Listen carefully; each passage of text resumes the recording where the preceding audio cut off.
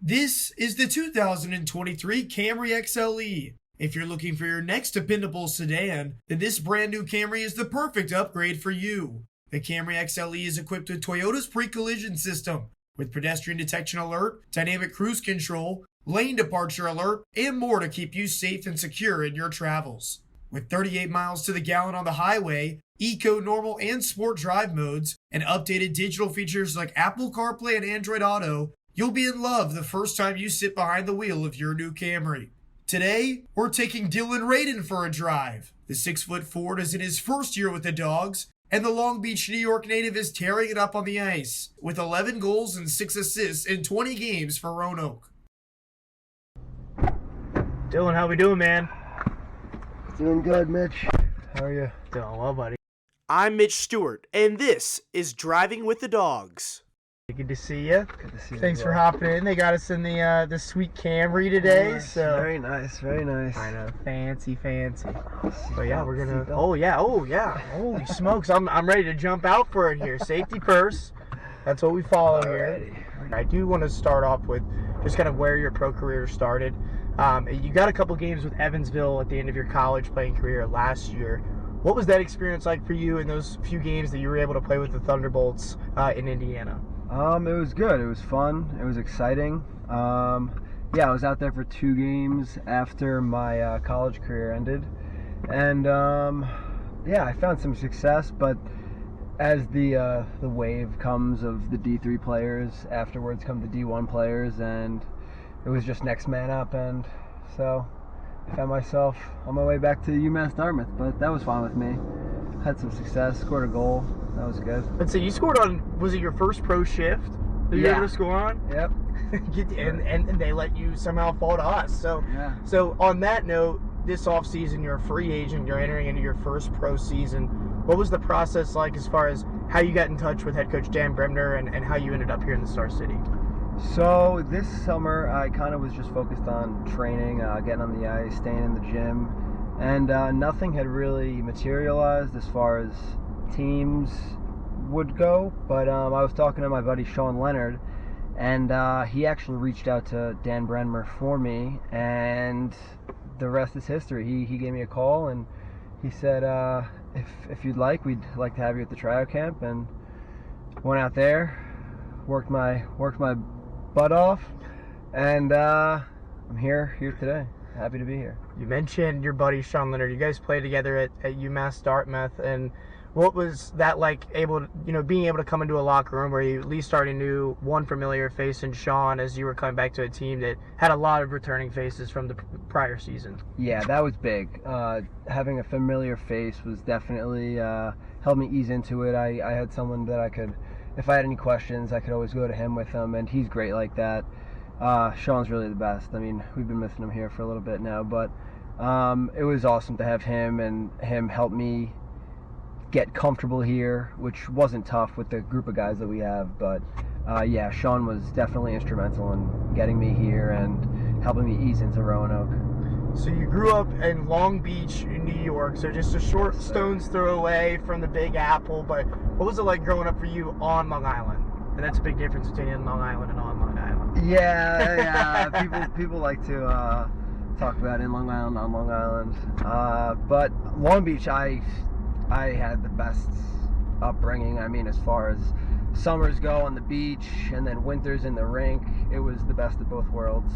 But yeah, I mean, just bringing it back to Sean real quick, we live probably 15 minutes away from each other, and we didn't meet each other until he walked into my college's gym, and I mistook him for Steven Leonard, and he just played it off and let me think that he was Steve Leonard, for me to only see Steve 5 minutes later and think that I was going crazy because I saw 2 of them. But yeah, he transferred to UMass Dartmouth after 2 years at Fredonia, and it was just a riot having both of those guys on my team. What is the origin story behind the so-called Kava crew? Who's a part of it? What's the hierarchy made up of? Because it seems like there's legit leadership positions that are a part of what I would understand is just a group that really just enjoys to go eat kava. Yeah, I mean, The Kava crew, the Harissa homies, if you will. Yeah, it's just a group of us that are just fans of Mediterranean cuisine, and we can get that at Kava, and we're growing by the day. I mean, we have a new convert. Josh Nenendal is newly aboard the Kava train, and yeah, so I think it started. I don't want to step on anyone's toes here, but the core would definitely have to be myself, CJ Valerian, and Chris Vella, with Bersani mixed in there, and Pepe was on a little bit of a PTO with the team, but we unfortunately had to let him go. He wasn't committed to the No, he wasn't. He was more committed to making food at home. I mean, you know what? In the end, he might be the one laughing because we're spending $15 every other day on Kava. But that's besides the fact. But yeah, that's just a group of us every other day, probably getting lunch together, just hanging out with each other, and making just a little bit inside jokes. Yeah, I'm about to say it's caught on for sure. Like sometimes I'm not even sure if we're like talking about hockey or talking about a job, because when it comes to Kava, the Kava crew, like it can get real serious real quick. So you've been here since the start of the year, and I don't want to harp on this, but I think that it teaches a really good story. You went through some adversity with the team back in November where you were released and placed on waivers, you cleared, you come back on a player tryout contract. Those 5 games expire, and once again, you've got to clear waivers again. And fortunately for Roanoke in the long run, it just so happened with the roster spots that we were able to bring you back that next week, and that's kind of what led into that 9-game heater where you had 8 goals in 8 games for the Dawgs during that stretch. But what was that time like kind of before that hot stretch when you were kind of just trying to carve out your role here in Roanoke and trying to battle for your spot on the team? Yeah, I mean, you said it best. It was a battle, and I think it helped push me to try to better myself every day. You know what I mean? I knew that this wasn't going to be an easy job, and just to stay in the lineup every night is not an easy job. But just kind of listening to what Coach Dan would say, he'd give me some tips, and I listened. Just go hard to the net, keep your stick on the ice. And I found some success, and once I got a little bit of more settled, and I found some power play time, and then I really started to put the puck away on the power play, and that's kind of been the story of that, just battling, and it's felt good to have some success. Going back to that, 8 goals in 8 game stretch, right in the midst of the winning streak. How did that feel, just kind of getting your confidence going? And it seemed like you were scoring just about every single night, and not just putting goals on the scoreboard, but some really important goals for the team too. The one that sticks out to me, that overtime winner, of course, down in Fayetteville, that was a blast to watch that happen. But going from what you were going through in November to that run in December, how rewarding did it feel to finally see it come to fruition for you and have that success?